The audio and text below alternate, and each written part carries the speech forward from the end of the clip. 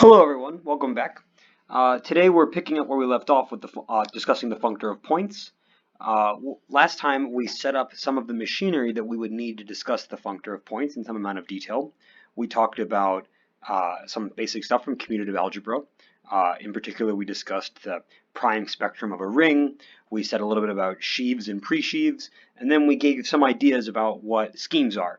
And just as a quick reminder, schemes are topological spaces that are sort of locally modeled on the prime spectra of rings, together with sheaves called, or a sheaf I should say, called the structure sheaf, which records the data of the, quote, generalized functions, unquote, on the topological space. And all of this has been sort of setup work so that now we can describe what's going on with this functor of points, which is, for us, sort of a application of the ideas of the Unit lemma. So recall that when we set up schemes, we had this observation that the points on a scheme are not like the points on a manifold. Those of you who know about manifolds will, of course, immediately know that every point on a manifold is the same as every other point, in the sense that if I zoom in really far, I just get something that looks like a Euclidean ball, or at least some open set. Maybe it's not a manifold with a metric. But on a scheme, the points aren't like that. We have, not only do we have points that are very different, we have points that are not even closed. And these points sort of correspond to points that sort of live everywhere at once on subvarieties. So, if I draw some variety, like maybe this guy, then of course I have individual points on the variety, but I also have like generic points, which are often drawn as fatter points that sort of live everywhere at once and capture everything about this curve and sort of represent properties that hold generically. And this is not even the whole story, because if we're over a non-algebraically closed field, then even the closed points can be different if the residue fields are different. This happens also, for example, in the arithmetic case. Like when you're over Z, then certainly some residue fields will get you things that look like Z mod PZ for some prime P, but then you might get other points where you have Z mod QZ for some other prime Q. And in general, a morphism between schemes is not at all determined by the associated map on the underlying point sets. We talked about this a little bit last time. This is sort of the business of the structure sheaf and like why you need some sheaf theory in order to capture the structure of a scheme. So the takeaway of all of this is that schemes are sort of extremely complicated from a point set topological viewpoint, just due to the absolute zoo of algebraic objects that one can use as the building blocks. The definition in terms of affine schemes is just sort of too flexible in order to have like a reasonable local model that allows you to say anything about the points of a scheme. Nevertheless, and this is sort of the takeaway of where we're going with this, is there's still a way to think about schemes in a set theoretic way. And the process is not unlike distribution theory in analysis. So in analysis, like if you have, let's say, like some nasty PDE or something, like oftentimes you look at these gadgets called distributions and you look for solutions to your PDE in terms of distributions, which are sort of like formal objects that are as smooth as you like, and they have every nice property. They're basically generalized functions.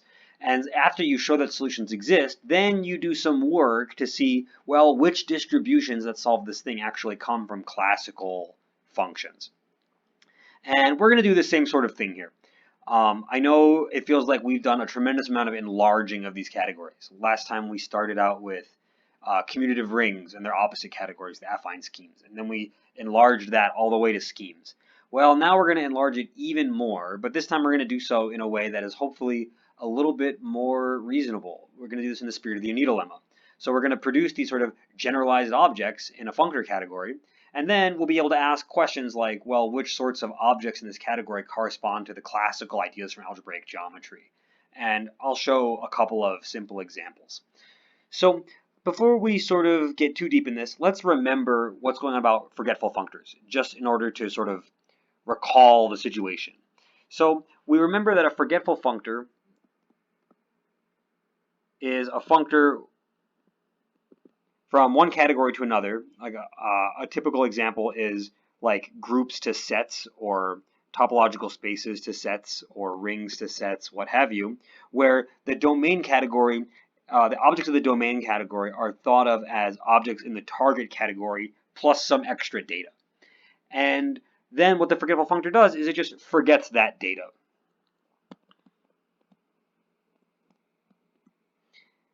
And we saw that these things are often representable. And they're usually representable with objects that are satisfy a suitable universal property. Like, for example, we saw that Z was the representing object for the forgetful functor for groups. And the singleton point, maybe I should write this down. So Z represents the functor, which I'll maybe call it forget, from groups to sets.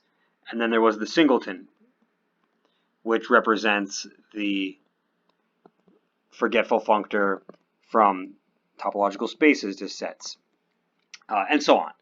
And the thing that I want to call your attention to is that these things sort of do this job because they contain everything that one would need to know in order to capture the details of the space.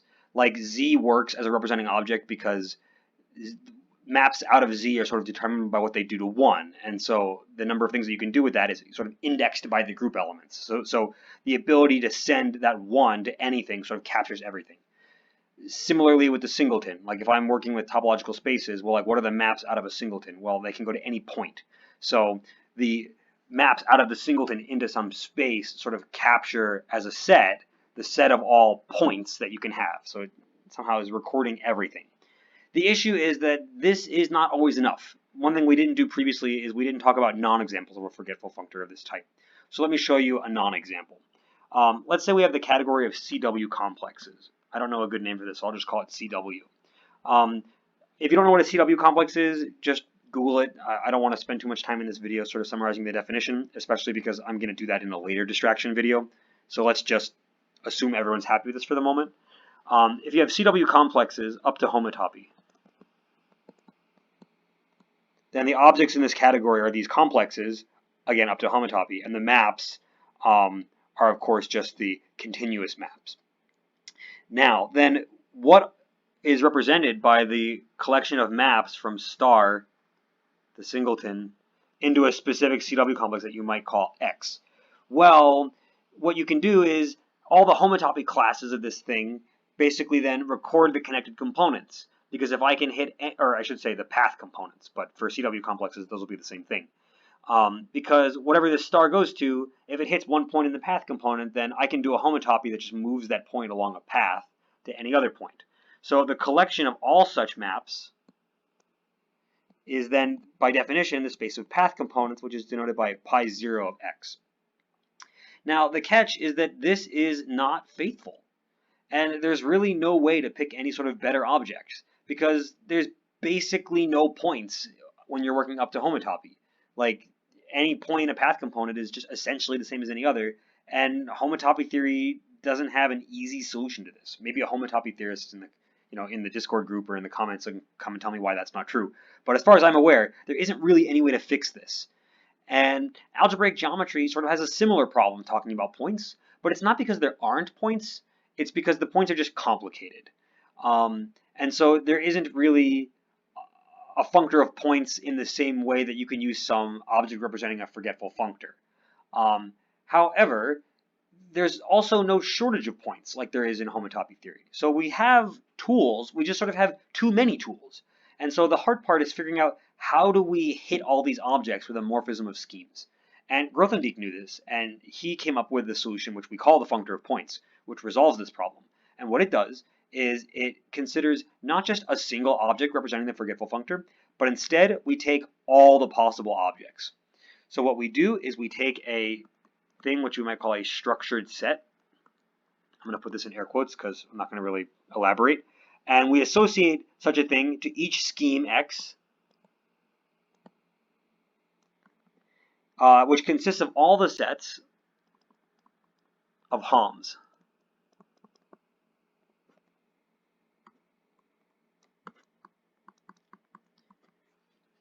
Together with, for each morphism, Z to Z prime,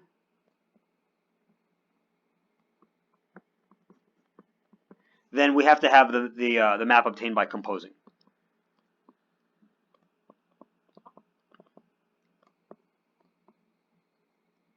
me just write all this down. Composing, how should I say this? Composing with f. And of course this map is Hom z prime to x.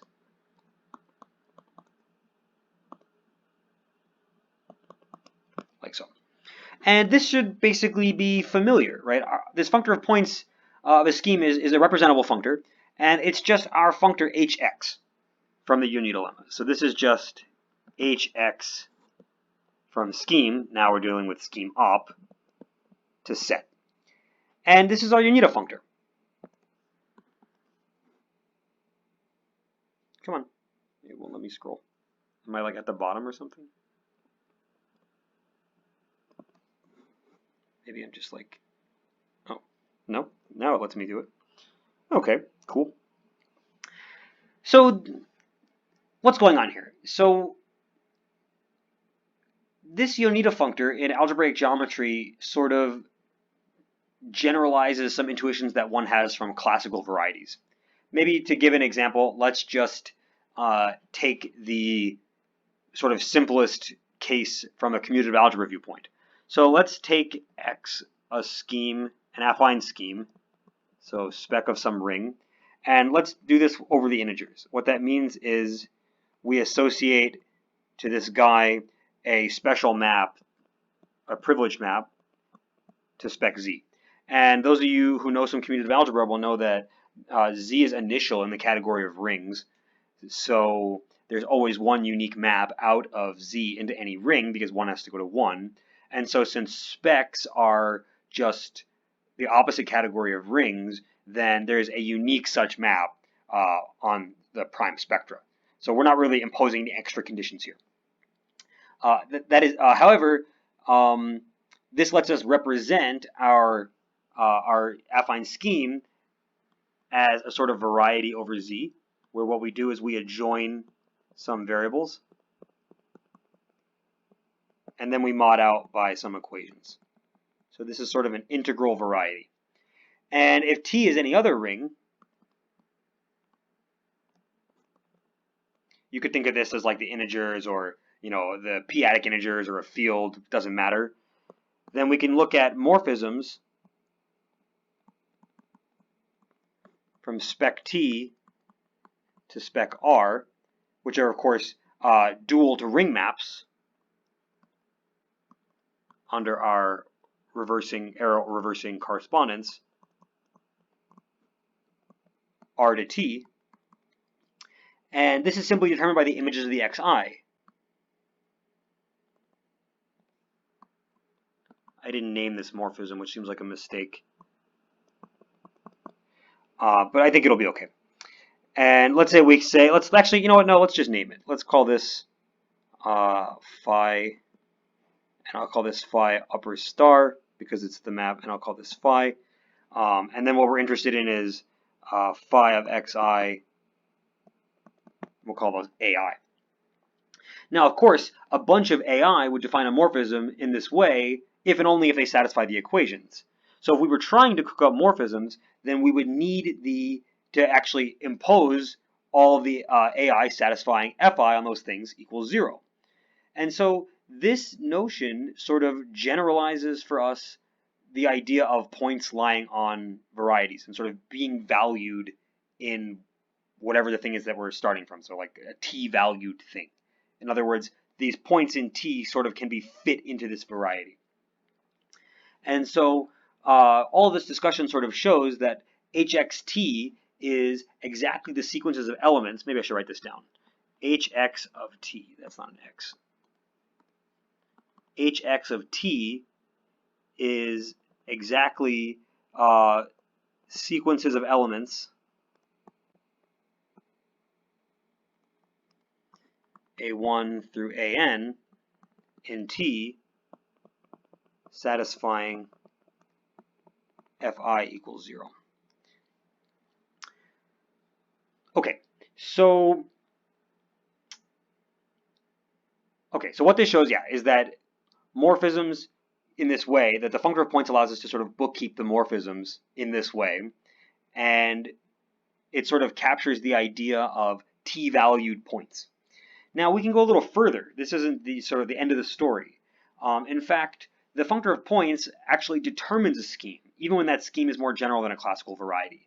And while we're not going to check this in this video, the reason is basically just because schemes are built out of affine varieties, or at least affine schemes, which even though they're not varieties, have this same property that we can tell when things vanish on them. And that's all that's necessary to make this description work.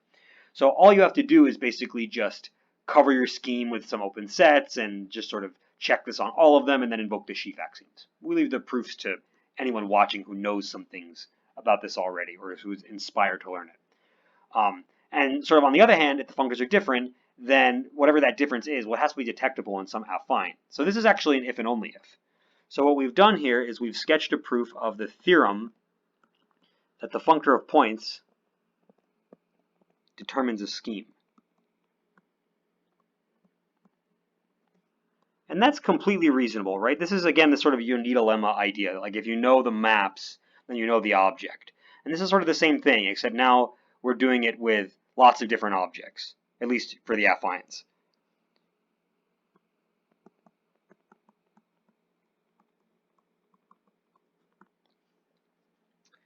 And so the way that you should think about this is that basically what the functor of points does is, given a thing that you want to know what sort of points come from a given ring, then the functor of points, you should think of as sort of lighting up those points. It distinguishes the different types of points that can live in the scheme. And all of this allows us to sort of reinterpret then classical questions about varieties in terms of functors. And that's really what one would want out of this, right? It gives us a functorial view of algebraic geometry. So in order to get some ideas about what's possible, let's take the rest of the video and just talk about some examples of algebro-geometric phenomenon that we can talk in this way. In order to give the most basic example, we'll just talk about some topology notions. And so for that, we're going to have to talk a little bit about limits, and we're going to come back to this in chapter 2 anyway. I'll just sort of say what we need to know so that we don't get too ahead of ourselves. But what we're going to start by doing is setting up now the notion of an open or closed subfunctor. And you should be thinking, when you hear that, you should be thinking like open or closed subset in a topological space, or a subscheme in the context of what we said so far. So of course, the first thing we need to say is, what is a subfunctor? So what we're going to do is the following. Suppose we have a map alpha from G to F of functors. Sorry, I should have said that to start with. And where these functors are from C to set.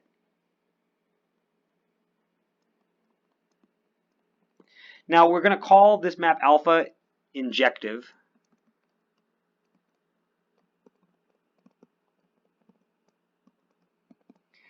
In the case that, well, it does what you expect it to do. If for every object x, then the induced map, oops, that should make it look like an x, then the induced map gx to fx is actually an injective map. And you might remember, we sort of talked about sub-objects in a general category in one of our first videos. I can't remember which one right now. But the idea is sort of that these things should somehow be the natural notion of sub-object in this category. And they are. So in this situation, we call G a subfunctor.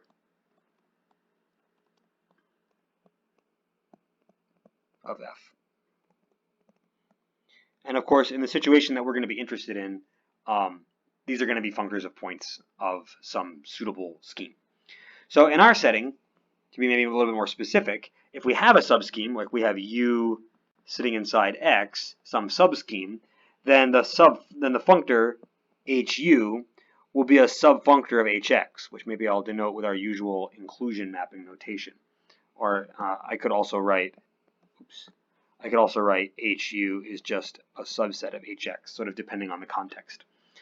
And so we want to define then an open subfunctor in such a way so that this captures the idea of a scheme U being an open subscheme. And to do that now, we're going to say a little bit about fibered products. So we'll make a definition. So let's say we have three functors, F, G, H, all functors from C to set. And let's say we have maps F to H, and G. I guess it should be G to H. My notes say B to H, but that's just a typo. I'll fix that before I put it in the Discord. Let's say these are natural transformations.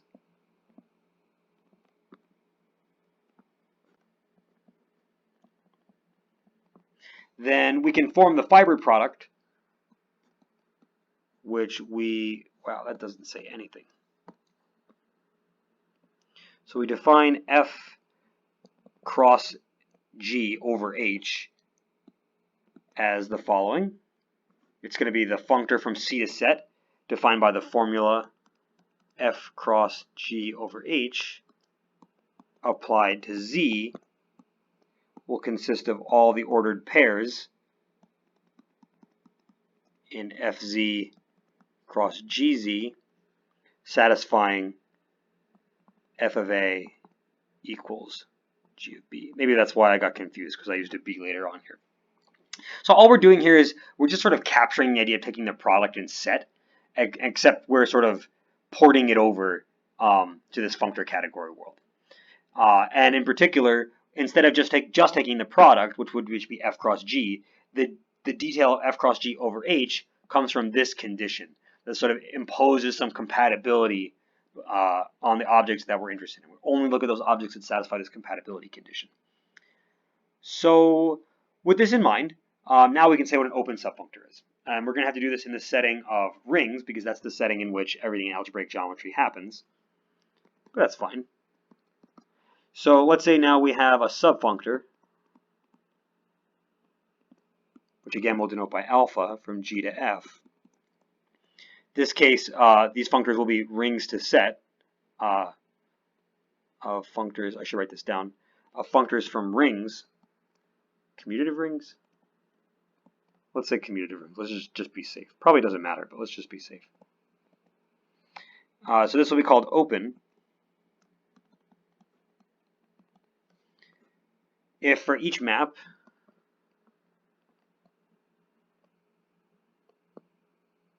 maybe we call it these maps psi from H of spec R to F from the functor of points represented by spec R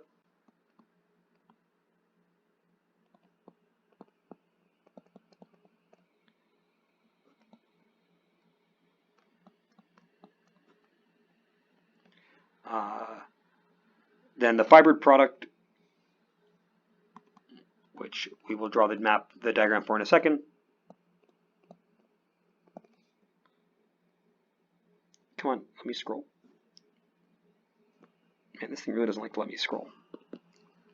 Then we have our map G and alpha to F, and we have H spec R up here, and our map psi. Then there should be an object which we call G psi, making this diagram commute. And we need a map, this top map here, which I didn't name. Maybe I should have in the notes. But I'll just say it yields a map G psi to H of spec R, which is isomorphic to the injection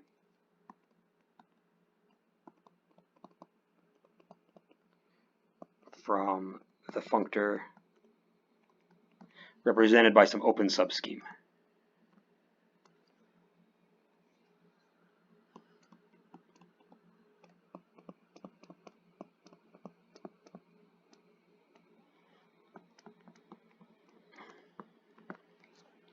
So this definition is made abstractly for any functor, but of course we're always interested in this sort of overview topics. We're sort of interested in the case where this is actually a functor of points that we're working with. So maybe let's just try to acquaint ourselves really quick with this definition in the affine case and just sort of see what's going on. The general case is actually not any harder than this anyway, because schemes, like we said, are built out of affine schemes. So let's just sort of get our hands dirty for a moment and see what's going on here. If we rephrase our definition just a little bit, then what we see is that G being an open subfunctor of a functor of points, let me write this down, G being open as a subfunctor of F, which we'll now call H of spec S. This is the same thing as saying that for any t, and what I'm saying here is going to be some commutative algebra, so hopefully everyone's familiar, G of t, which is of course hom of spec t to u, is an open subscheme.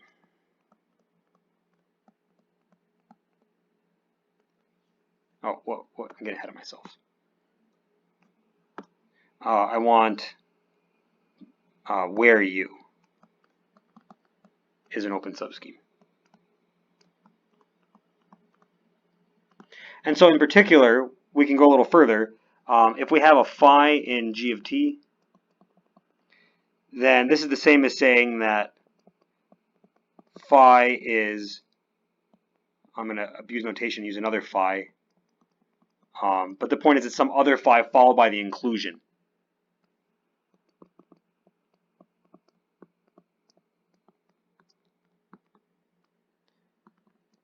And now we have a clear bijective correspondence between the t-value points of S and the t-value points of U.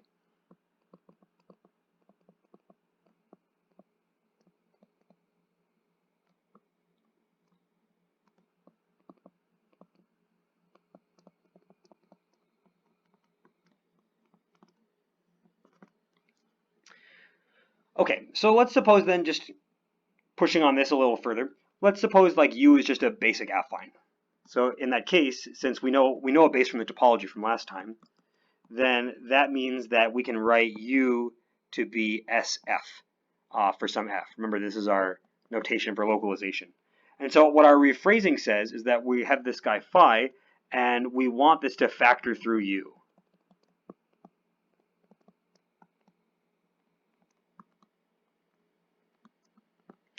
And since U is the complement of VF, what we're asking for is that phi star should factor through SF on rings. Or on the level of rings, maybe I should say.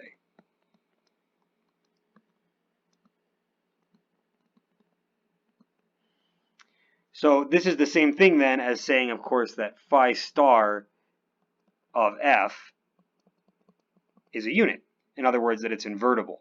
But this is just the same thing as saying that phi star of F, well, phi star of F is an ideal on T is the same thing as T. In other words, when you're hitting this with a unit, then this doesn't change what ideal you have, because you can always just use the inverse unit. And, you know, if you're inclined, you can work just a little bit harder and show that for a general open set, the same thing is true. So that the result is that open subfunctors are characterized by the property that phi star IT equals T. And this is what one would seek in the affine case.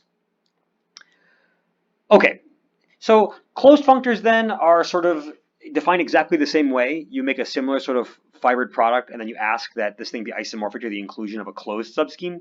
And this is very interesting, so we will talk about it, but we're not going to talk about it in this video.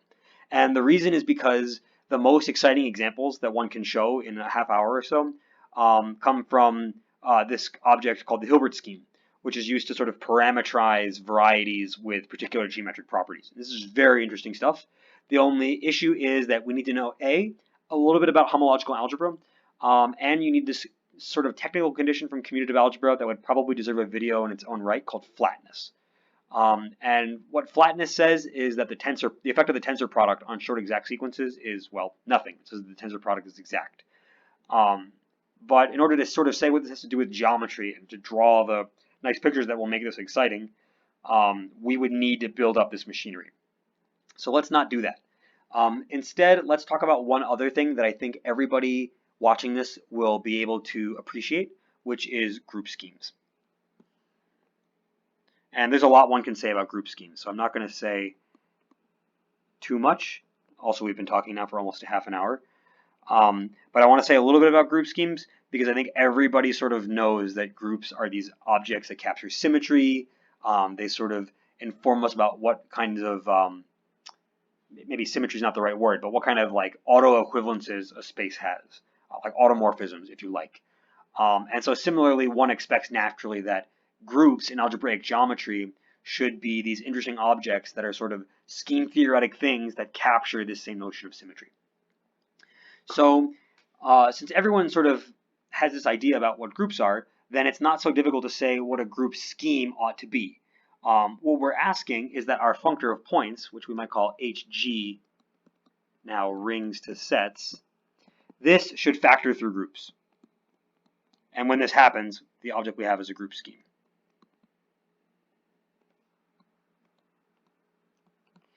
And maybe said in more natural English is a group scheme should be a scheme as well as the further data of some natural identification that regards the Hams from any other x into G as a group themselves. If that still doesn't sound like plain English to you, just think about like manifolds or like Lie groups. Like if I'm in the world of manifolds and I have maps x to say the circle is a manifold, a circle is a Lie group under multiplication, then this Hams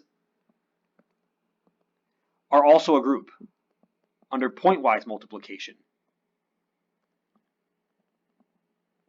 Right? I can define phi x dot phi y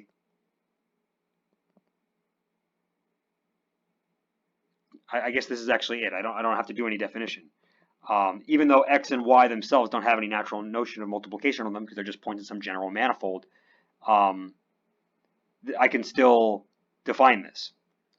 Oh, sorry, this isn't what I want. What I want is, now I see why I got confused. If I have two guys, phi psi in Ham x s1, here we go.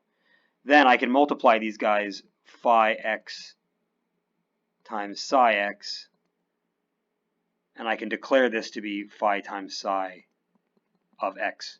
In other words, I can do the multiplication first in S1, like so.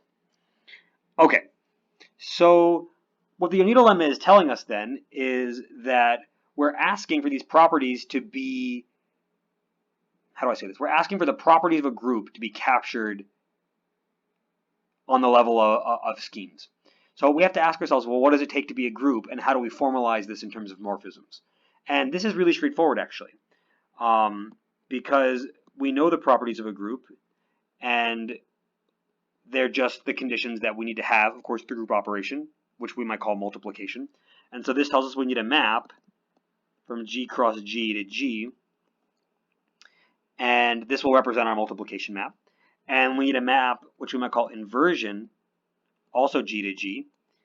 And then finally, we need a map, which you might call E, which will go from a single point, which we know is represented by spec K, because fields have no ideals other than the zero ideal, to G. And this captures the identity. And so therefore, all this map is doing is just picking out a point in G and the stalk of the sheaf over it. And so we require that these things capture the usual rules for a group.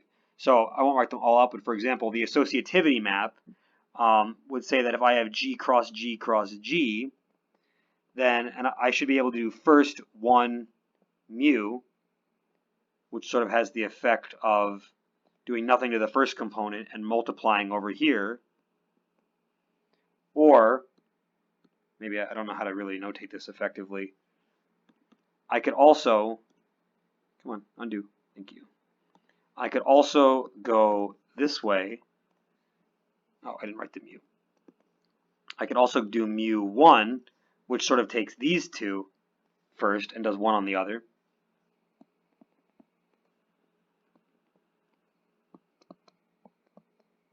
And then both of these are just mu. And then this diagram has to commute. So this is what it means for mu to be associative.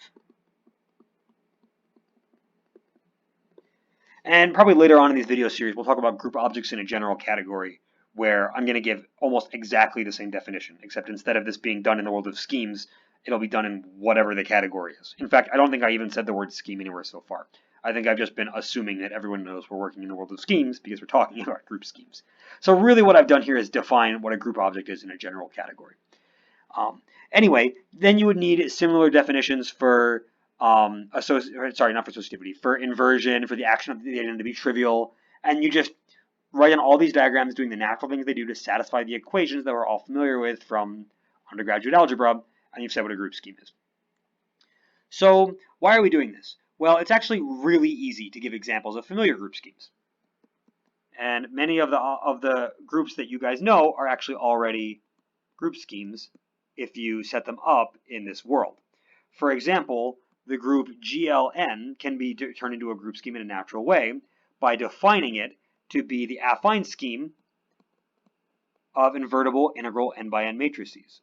So what I do is I take spec of z, and then I adjoin a whole bunch of variables. In fact, I adjoin n squared variables, and then I mod out by everything that I get by looking at the determinant of the xij's inverse. In other words, whenever since the thing is supposed to be invertible, oh, sorry, I don't want to mod out by this. What am I saying?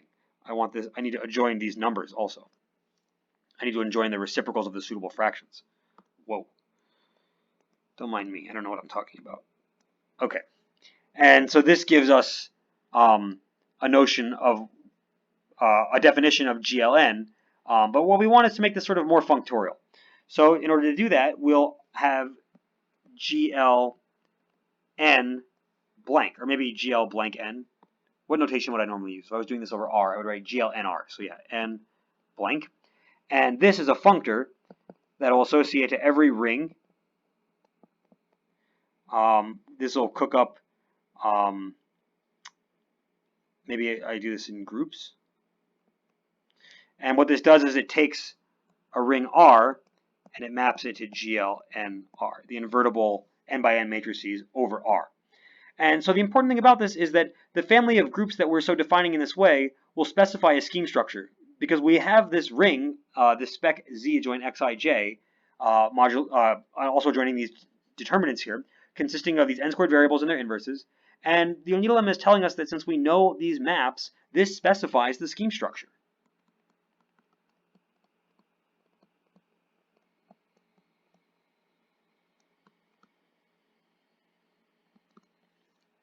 Because again, we already know everything that we could want to know, because everything is sort of built functorially out of this Z adjoin all of this stuff. Another example that we can do that's not so hard is cyclic groups. These can be made into a group scheme by looking at rings of the form, take some field K, we adjoin a variable, and then we mod out by x to the n minus 1. This is why I got confused, because my brain was already ready for this next example. We require K here to be separable in order to make sure that this always makes sense. We actually need to be able to always split this so that we can have these capturing this idea of the roots of unity. And when this happens, what's going on here is we apply the Chinese remainder theorem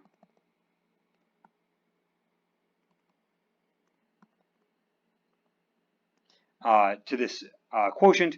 And what this does is it picks out then n copies of K, because after splitting this out, you get something that looks like x minus an nth root of unity. And then, of course, after passing the Chinese remainder theorem, those quotients will all look like this, which are all isomorphic to K. So you have n copies, and you've created a space with n points, and each of those points sort of represents an element of the group. Oh, I need one more hypothesis. It's not enough for this to just be separable. It also has to have characteristic not dividing n, because of course then we're going to have problems doing this multiplication. Okay, so we can go on. Like, there are lots more examples that you can make in this way. Basically, as long as you can cook up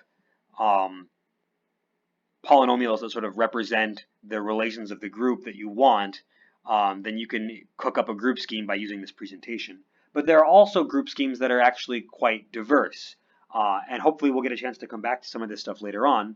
But the point is that working with these sort of zoo of objects gives us quite a bit of flexibility. On the other hand, when one is working with stuff over Z, there's also a fair bit of rigidity.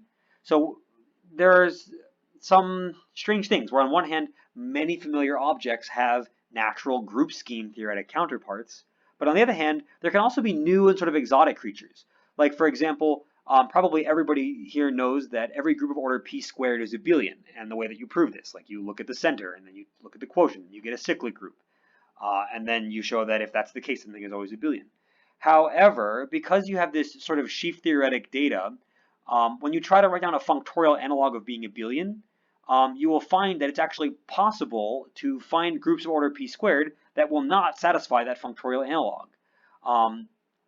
And this sort of thing happens, for example, in arithmetic geometry. If one knows about elliptic curves and the group law on elliptic curves, then this sort of thing can happen. And I'd like to make a video just on this one particular topic. But the point is, maybe just to summarize it, that there are both new and old examples of group schemes.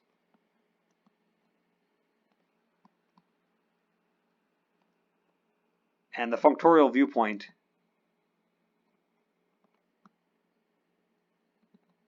has these sort of generalized objects and these sort of new objects, and it's interesting to see the interplay between them.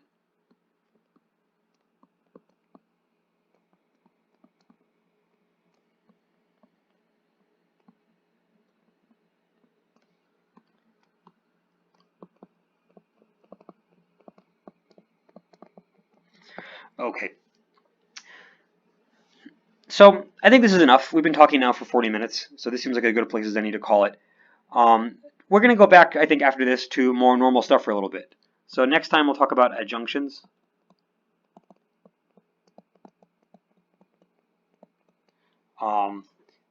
Maybe if I'm feeling inclined, I'll say some things about what happens geometrically there.